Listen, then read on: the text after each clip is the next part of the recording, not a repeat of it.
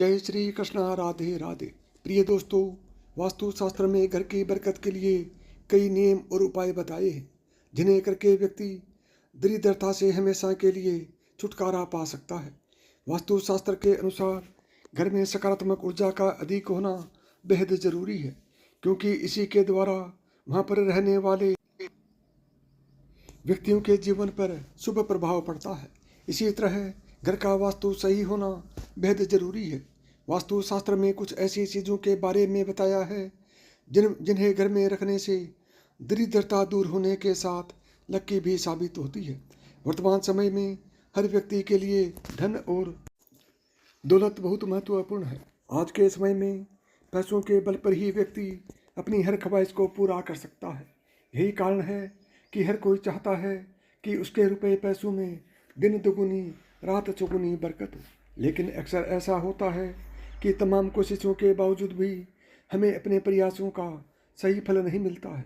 दिन रात मेहनत करने के बावजूद भी धन की कमी बनी रहती है और कमाया हुआ धन भी व्यर्थ के कामों में चला जाता है। दरअसल इन सब का कारण वास्तु दोष हो सकता है। जी हाँ, वास्तुशास्त्र के मुताबिक जिस घर में वास्तु दोष पाया जाता है, उस घर में कभी भी धन की बरकत नहीं हो सकती।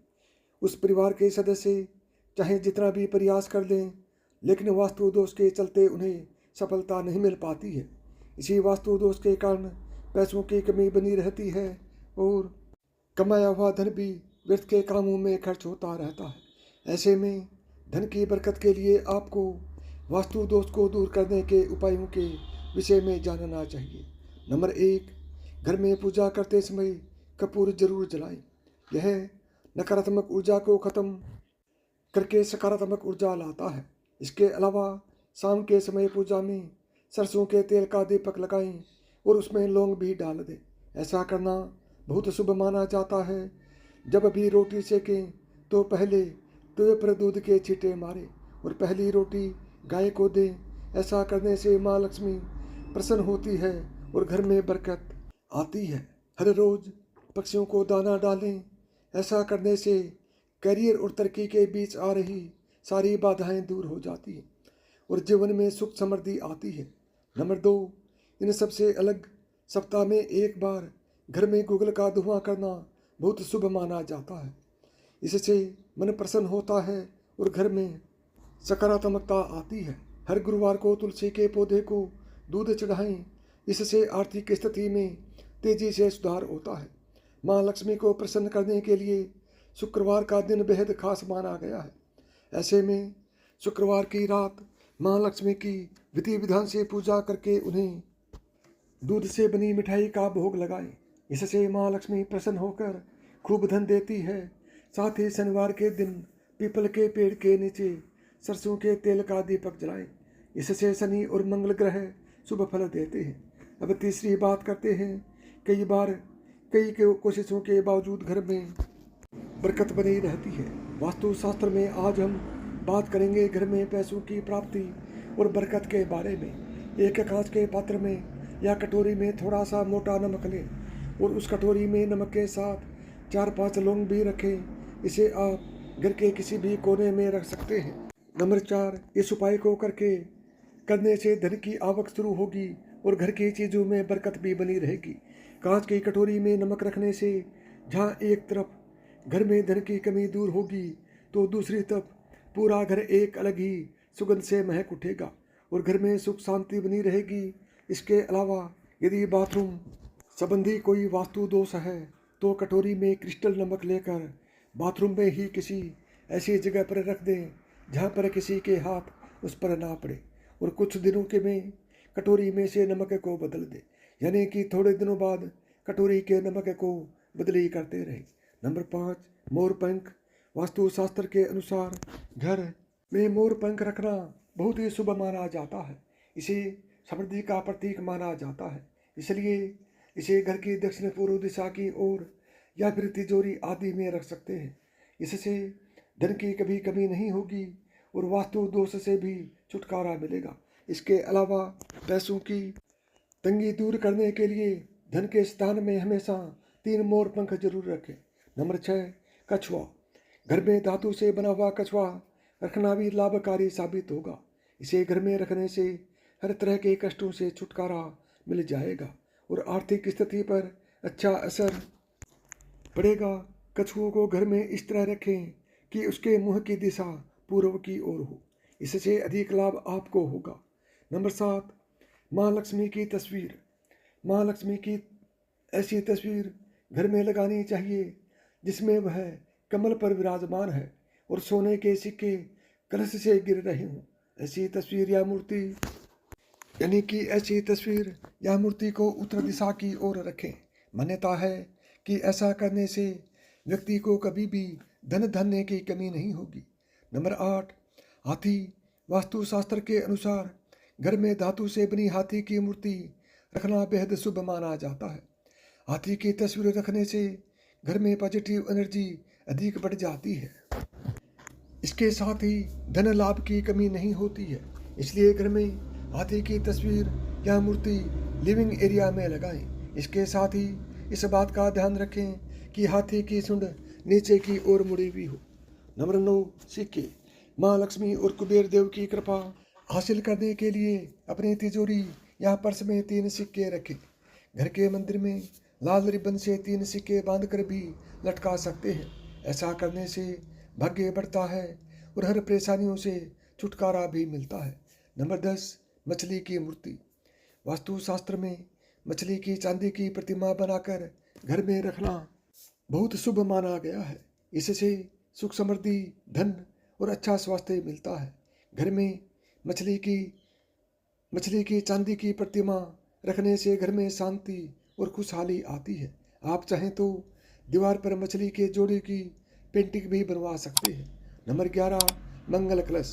वास्तु के अनुसार घर के ईशान कोण में अष्टदल कमल बनाकर मंगल कलश स्थापित करने से धन वैभव आता है। इसके लिए कलश में जल भरकर उसमें तांबे का सिक्का डाल दें। अब इस नारियल के पत्ते डालकर उसके मुख पर नारियल रख दें। यह उपाय बहुत उपयोगी होता है। नंबर 12, लक्ष्मी की प्रतीक कोड़ियाँ। माँ लक्ष्मी की कृपा हासिल करने के लिए सफ़ेद कोड़ियों का उपाय करें। इसे हल्दी के घोल या केसर में भिगोकर सुखा लें। जब इन कोड़ियों का रंग पीला हो जाए तो उन्हें लाल कपड़े में बांधकर घर की तिजोरी में रख दें। शास्त्रों के अनुसार पीली कोड़ी माँ लक्ष्मी का प्रतीक होती है। घर में इस तरह कोड़ियाँ रखने से माँ लक्ष्मी की कृपा होती है। नंबर 13, गणेश लक्ष्मी की मूर्ति। घर में धन का प्रवाह बढ़ाने के लिए माँ लक्ष्मी और भगवान गणेश की मूर्ति पूजा घर में रखनी चाहिए। इन तीनों देवों की रोजाना विधि विधान से पूजा करनी चाहिए। ऐसा करने से परिवार में सुख समृद्धि बढ़ती है और घर में खुशहाली आती है। नंबर 14, दान दें। प्रकृति का यह नियम है कि आप जितना देते हैं वह उसे दोगुना करके लौटा देती है। यदि आप धन या अन्न को पकड़ कर रखेंगे तो वह छूटता जाएगा। दान में सबसे बड़ा दान है अन्नदान। निम्नलिखित उपाय करने से घर में अन्न के भंडार भरे रहते हैं। गाय, कुत्ते, कौवे, चींटी और पक्षी के हिस्से का भोजन निकालना जरूरी है। हिंदू धर्म के अनुसार सबसे पहले गाय की रोटी बनाई जाती है और अंत में कुत्ते की। इस तरह सभी का हिस्सा रहता है। इस तरह के दान को हासिल करने के लिए सफ़ेद कौड़ियों का उपाय करें। इसे हल्दी के घोल या केसर में भिगोकर सुखा लें। जब इन कौड़ियों का रंग पीला हो जाए तो उन्हें लाल कपड़े में बांधकर घर की तिजोरी में रख दें। शास्त्रों के अनुसार पीली कौड़ी माँ लक्ष्मी का प्रतीक होती है। घर में इस तरह की कौड़ियाँ रखने से माँ लक्ष्मी की यज्ञ 5 प्रकार के हैं: ब्रह्म यज्ञ, देव यज्ञ, पितृयज्ञ, वैश्वदेव यज्ञ, अतिथि यज्ञ। अतिथि यज्ञ से अर्थ मेहमानों की सेवा करना है, वह उन्हें जल देना। अपंग महिला, विद्यार्थी, सन्यासी, चिकित्सक और धर्म के रक्षकों की सेवा सहायता करना ही अतिथि यज्ञ। नंबर 15, अग्निहोत्र कर्म करें। हिंदू धर्म में बताए गए मात्र 5 तरह के यज्ञों में से एक है देव यज्ञ, जिसे अग्निहोत्र क्रम भी कहते हैं। इससे जहाँ देव ऋण चुकता होता है वहीं अन्न और धन में बरकत बनी रहती है। अग्निहोत्र क्रम 2 तरह से होता है। पहला यह है कि जब भी भोजन खाएं उससे पहले उसे अग्नि को अर्पित करें। अग्नि द्वारा पकाए गए इन पर सबसे पहला अधिकार अग्नि का ही होता है। दूसरा तरीका, यज्ञ की वेदी बनकर हवन किया जाता है। नंबर 16, भोजन के नियम। साथियों, भोजन के कुछ नियम होते हैं, उसी तरीके से भोजन करना उत्तम माना गया है। भोजन की थाली को हमेशा पाट, चटाई, चौक या टेबल पर सम्मान के साथ रखें। खाने की थाली को कभी भी एक हाथ से न पकड़ें, ऐसा करने से खाना प्रेत योनि में चला जाता है। भोजन करने के बाद थाली में ही हाथ न धोएं। थाली में कभी जूठन न छोड़ें। भोजन करने के बाद थाली को कभी किचन स्टैंड, पलंग या टेबल के नीचे न रखें, ऊपर भी न रखें। रात्रि में भोजन के जूठे बर्तन घर में न रखें। भोजन करने से पूर्व देवताओं का आह्वान करें। भोजन करते वक्त वार्तालाप या क्रोध न करें। परिवार के सदस्यों के साथ बैठकर भोजन करें। भोजन करते वक्त अजीब सी आवाज़ें न निकालें। रात में चावल, दही और सत्तू का सेवन करने से लक्ष्मी का निरादर होता है। अतः समृद्धि चाहने वालों को तथा जिन व्यक्तियों को आर्थिक कष्ट रहते हों, उन्हें इनका सेवन रात के भोजन में नहीं करना चाहिए। भोजन सदैव पूर्व या उत्तर की ओर मुख करके करना चाहिए। संभव हो तो रसोई घर में ही बैठकर भोजन करें, इससे राहु शांत होता है। जूते पहने हुए कभी भोजन नहीं करना चाहिए। सुबह कुल्ले किए बिना पानी या चाय न पिए। जूठे हाथों से या पैरों से कभी गौ, ब्राह्मण तथा अग्नि का स्पर्श न करें। नंबर 17, टपकता नल ठीक करवाएं। नल से पानी का टपकना आर्थिक क्षति का संकेत होता है। टपकते नल को जल्द से जल्द ठीक करवा लेना चाहिए। घर में किसी भी बर्तन से पानी रिस रहा हो तो उसे भी ठीक करवाएं। छत पर रखी पानी की टंकी से पानी बहता हो तो उसे भी ठीक करवाएं। नंबर 18, क्रोध कलह से बचें। घर में क्रोध, कलह और रोना धोना आर्थिक समृद्धि व ऐश्वर्य का नाश कर देता है। इसलिए घर में कलह कलेश पैदा न होने दें। आपस में प्रेम और प्यार बनाए रखने के लिए एक दूसरे की भावनाओं को समझें और परिवार के लोगों को सुनने और समझने की क्षमता बढ़ाएं। अपने विचारों के अनुसार घर चलाने का प्रयास न करें। सभी के विचारों का सम्मान करें। घर की साफ सफाई। कभी भी ब्रह्म मुहूर्त या संध्या काल को झाड़ू नहीं लगाना चाहिए। झाड़ू को ऐसी जगह रखें जहाँ किसी अतिथि की नज़र न पहुँचे। घर को साफ सुथरा और सुंदर बनाकर रखें। घर के चारों कोने साफ हों, खासकर ईशान कोण, उत्तर और वायव्य कोण को हमेशा खाली और साफ रखें। वॉशरूम को गीला रखना आर्थिक स्थिति के लिए बेहतर नहीं होता है। प्रयोग करने के बाद उसे कपड़े से सुखाने का प्रयास करना चाहिए। दक्षिण और पश्चिम दिशा खाली या हल्का रखना करियर में स्थिरता के लिए शुभ नहीं होता है, इसलिए इस दिशा को खाली न रखें। घर में काले, कथई, मटमैले, जामुनी और बैंगनी रंग का इस्तेमाल न करें, चाहे चादर, पर्दे या हो दीवारों का रंग। घर में सीढ़ियों को पूर्व से पश्चिम या उत्तर से दक्षिण की ओर ही बनवाएं। कभी भी उत्तर पूर्व में सीढ़ियाँ नहीं बनवानी चाहिए। घर में फर्श, दीवार या छत पर दरार न पड़ने दें। अगर ऐसा हो तो उन्हें तुरंत भरवा दें। घर में दरारों का होना अशुभ माना जाता है। नंबर 20, खुद को सुधारें। घर की स्त्री का सम्मान करें। दक्षिण दिशा में पैर करके न सोएं। शर्ट और पैंट की जेब फटी हो तो उसे ठीक करवाएं। बटुए या रुपये को पैंट की पीछे वाली जेब में न रखें। किसी भी प्रकार का नशा न करें। झूठ बोलते रहने से बरकत जाती रहती है।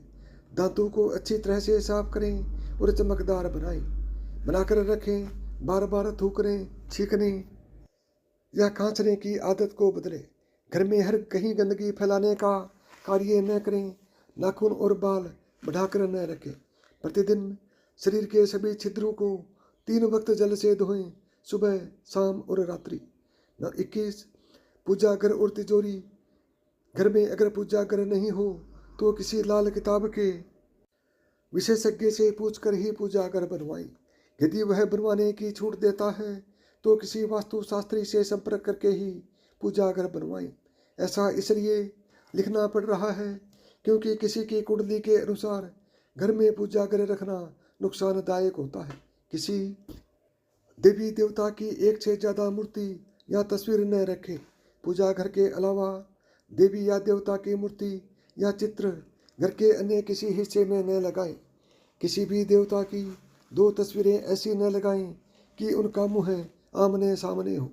देवी देवताओं की तस्वीर कभी भी नेतृत्व कोण में नहीं लगानी चाहिए, वरना कोर्ट कचहरी के मामलों में फंसने की पूरी आशंका रहती है। तिजोरी में हल्दी की कुछ गांठ एक पीले वस्त्र में बांध कर रखें। साथ में कुछ कौड़ियाँ और चांदी, तांबे आदि के सिक्के भी रखें। कुछ चावल पीले करके तिजोरी में रखें।